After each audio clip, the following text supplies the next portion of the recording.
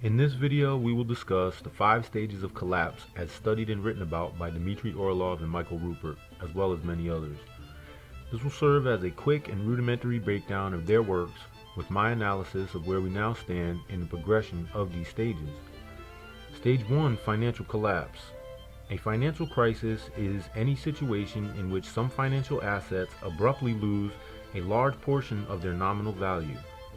Other situations that are often referred to as financial crises include stock market crashes, currency crises, sovereign default, and the bursting of other financial bubbles. Faith in business as usual will be lost in this stage. Assessing risk based on past practices is no longer a viable option, because the future does not resemble the past. Financial institutions and banks will become insolvent, leaving savings and pensions inaccessible. Now, with that being said, if you are anywhere over the age of 30, you have lived through several small financial collapses. Given that we now live in a central banking boom-bust debt system, you can expect them, on an 8 to 10 year schedule in fact. And as bad as financial collapse can be for your fiat paper wealth, it doesn't necessarily indicate the end of the world. An institutional disintegration of the financial sector should, however, raise your alertness and have you looking out for the potential next stages. Also, if you have not begun preparing already, now would be the time to begin preparing as aggressively as your finances will allow, specifically before the next stages. Stage 2, commercial collapse. It's not hard to fathom, especially with the financial institution crumbling around you. Stage 1 would be directly to blame for the commercial collapse and all of its baggage. In this stage, faith in stores and markets' ability to provide essentials will be lost.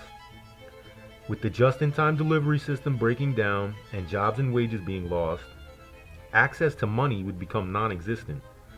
With any money being devalued to extinction anyway, there will be widespread shortages and people will begin hoarding commodities. Scarcity in essentials will become the norm. Political collapse is the loss in the faith of the system to take care of you. This is stage 3. The government's legitimacy would erode as it takes futile steps to mitigate the loss of access to necessities and essentials. Being reactive instead of proactive will lead to setbacks and mishaps. As this unfolds, people's belief that the government will protect them will fade, along with any power that the government has left, creating a vacuum and facilitating stage 4, social collapse. In this stage, you will see international peacekeepers, charities, and humanitarian non-governmental agencies pitching in to help as institutions fail. The power vacuum left by the now defunct local, state, and federal governments will be filled by a variety of groups, the upper echelon of which would undoubtedly consist of former police and military, urban gangs, ethnic mafias, religious cults, and wealthy landowners. These groups will compete against one another for power, territory, and dwindling resources, as they fight to build their small empires on the back of the great fallen empire. This will be a time of charismatic leaders, rabble-rousers, and warlords. In the luckiest of areas, these groups will band together, combining their resources and power to create a somewhat legitimate patchwork government. In a majority of areas, however, the struggle for power will descend into conflict and open war. As conflicts rage, society will devolve and become impoverished and disordered. No longer will they be able to support themselves or the warlords and their conflicts. As the power and reach of these warring factions become smaller and smaller, they will disappear from view, and society will fragment into small extended families or tribes of a half a dozen or so families, who would find it to their advantage to band together for resources, moral support, and to aid in each other's defense. Those peacekeeping and humanitarian aid groups that I spoke of earlier will have exhausted their resources or failed due to internal conflict. With resources becoming increasingly scarce or non-existent, cultural collapse would be a paper airplane's toss away, which is stage 5. Cultural collapse, for all intents purposes, is extinction of life as we know it. In this stage, all faith in the goodness of humanity will be lost. With hope disintegrating and no sign of light at the end of the tunnel, people's capacity for generosity, consideration, affection, and honesty would be lost. No longer would there be charity or hospitality. In its place, selfishness and narcissistic egocentricity.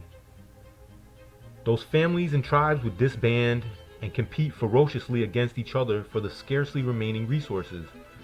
It would be brother versus brother, child versus parent, in a brutal struggle for survival. In an environment where it's every man for himself, it's not hard to imagine that not many will survive.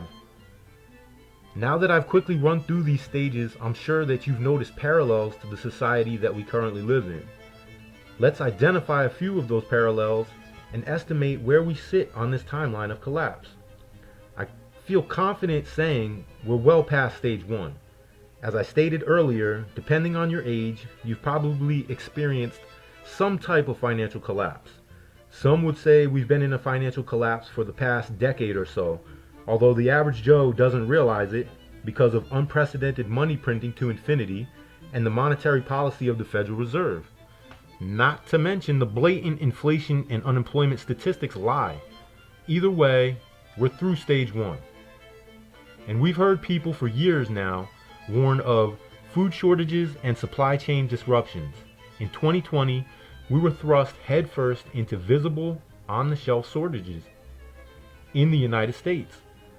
Some blame closures and lockdowns, others have pointed out actions that look a lot like purposeful destruction of the food supply. Regardless of your opinion, the fact is, 2020 propelled us beyond stage 2.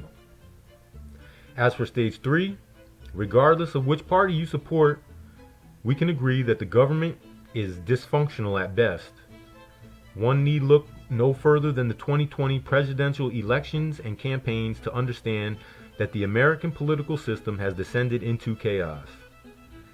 With the stimulus fiasco and food banks running low on resources while trying to meet record demand, shortages and limitations becoming normal, unemployment, evictions, and homelessness at historical record highs, the hope that our elected officials are coming or even planning to rescue us is fading. So using the temporal framework of collapse, a rough estimate puts us in the tail end of stage 3, sprinting headfirst into stage 4. And confirmation that we've entered this next stage will be when food banks start to run out of food. There's little hope of fending it off this deep into the progression of collapse. My advice would be to prepare, as the window of opportunity to do so is rapidly closing. Whether you believe this could never happen or you agree with my analysis, my only hope is to make you aware of this timeline and the fact that these stages exist. Thank you for joining me, and I hope you've enjoyed.